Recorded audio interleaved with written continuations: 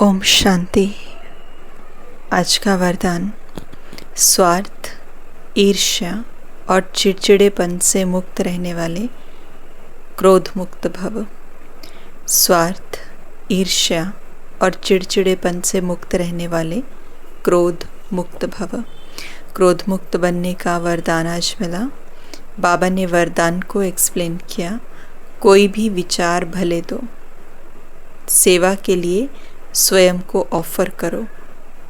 कोई भी विचार भले दो, सेवा के लिए स्वयं को ऑफर करो, लेकिन विचार के पीछे उस विचार को इच्छा के रूप में बदली नहीं करो। जब संकल्प इच्छा के रूप में बदलता है तब चिड़चिड़ापन आता है। लेकिन निस्वार्थ होकर विचार दो, स्वार्थ रखकर नहीं। मैंने कहा तो होना ही चाहिए, ये नहीं सोचो। ऑफर करो, क्यों क्या मैं नहीं आऊँ? नहीं तो ईर्ष्या घृणा एक एक साथी आते हैं। स्वार्थ या ईर्ष्या के कारण भी क्रोध पैदा होता है। अब इससे भी मुक्त बनो। तो बाबा ने क्रोध मुक्त जीवन के लिए, क्रोध मुक्त कैसे बने, उसका रूट क्या है, क्यों आ जाता है हमें गुस्सा। तो बाबा ने कहा कई बार क्या करते हैं, वन ऑफ द रीज़न ये है कि कई बार क्या करते हैं, हमको अपना कोई विचार देते हैं, हम अपनी कोई सलाह देते हैं, कोई सजेशन देते हैं। एंड समटाइम्स कोई हमें पूछे तब भी सलाह देते हैं, और कई बार कोई नहीं भी पूछ रहा है तब भी, क्योंकि हमें उस चीज़ में हो सकता है एक्सपीरियंस हो, हमने उसको अनुभव किया हो, तो हम उसको उस विचार को दे देते हैं। लेकिन बाबा ने कहा विचार दो, निस्वार्थ भाव से दो। आपने कन्वे कर दिया अपना आइडिया, आपने अपना जो शेयरिंग है वो कर दी। लेकिन बाबा ने कहा कि उसके पीछे ये इच्छा नहीं रखो कि मैंने सजेशन दे दी या मैंने गाइडेंस दे दिया, मैंने इनको एक तरह से रास्ता बता दिया या इस बात का सॉल्यूशन दे दिया तो इनको करना ही चाहिए। और ये चीज़ संगठन में बहुत बार होती है। चाहे हम घर की बात कर लें, समटाइम्स वी फील कि हम तो घर के मुखिया हैं या हमें इन बातों में ज़्यादा एक्सपीरियंस है, या कहाँ, बहुत सिंपल सी बात की, कहाँ इन्वेस्ट करना चाहिए हमें ये ज़्यादा पता है। बट अगर आगे जिनके साथ हम शेयर कर रहे हैं, if they are not feeling comfortable, तो वो हम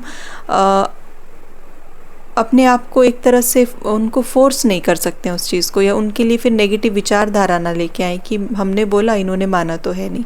तो विचार के साथ अगर इच्छा होगी तो वो स्वार्थ हो जाएगा।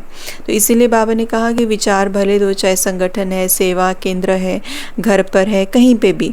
तो ये नहीं सोचो, यानी ऑफ़र तो कर दो, ठीक है, हाँ जी ऐसा ऐसा मैं सोचता हूँ, लेकिन ये नहीं सोचो कि ये क्यों नहीं मान रहे हैं, या इनको तो मानना चाहिए था, मेरा विचार तो बहुत अच्छा था।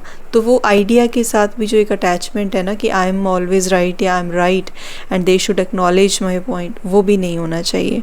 तो इसीलिए बाबा ने कहा कि अगर ये सारी चीज़ें जब आ जाती हैं तो फिर ईर्ष्या हो जाती है। ईर्ष्या क्यों होगी? मेरा विचार नहीं माना, उनका मान लिया, इवन मेरा विचार ज़्यादा बेस्ट था, है ना। तो वो ईर्ष्या भी हो जाएगी और उनके साथ घृणा भी हो जाएगी, एक हेट्रेड भी होगी। जिनका विचार मान लिया उनके प्रति भी घृणा और ईर्ष्या, और जिन्होंने विचार माना उनके प्रति भी हेट्रेड हो जाएगी कि देखो मेरी। और and the most important thing is कि समटाइम्स व्हाट वी फील कि इन्होंने मेरी इंसल्ट कर दी।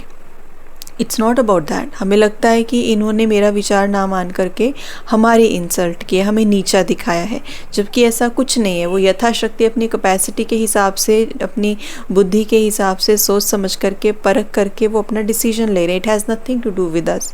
बट समटाइम्स वी फील कि हमने सजेशन भी दिया और इन्होंने करा भी नहीं, तो वो ना हम अपने ईगो के ऊपर ले जाते हैं, वो रिश्ता सारा ख़राब हो जाता है फिर।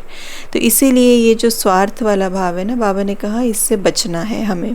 और क्रोध मुक्त भी फिर तभी बन पाएंगे, जेलिसी फ्री भी तभी बन पाएंगे, और अपने जिसे कहते हैं निस्वार्थ भाव से हम तभी सेवा कर पाएंगे सभी की।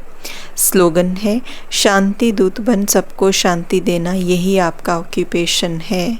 शांति दूत बन करके सभी को शांति देना, यही आपका ऑक्यूपेशन है। आज बाबा ने हमें हमारा ऑक्यूपेशन बता दिया, लेकिन कंडीशन क्या बताई? पहले खुद शांति दूत बनना है, तभी फिर सबको शांति। यानी कि अगर मेरे अंदर ही वो सुख और शांति की अनुभूति नहीं होगी, वो स्थिति नहीं होगी, वो एटीट्यूड, वो वायुमंडल, वातावरण अगर मेरे अंदर वाला ही केओटिक है या कॉम्प्लेक्स है, तो वही भाव और भावनाएं हम आगे भी ट्रांसमिट करेंगे।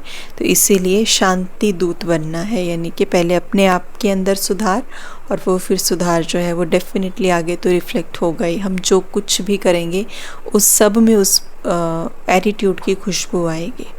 ओम शांति।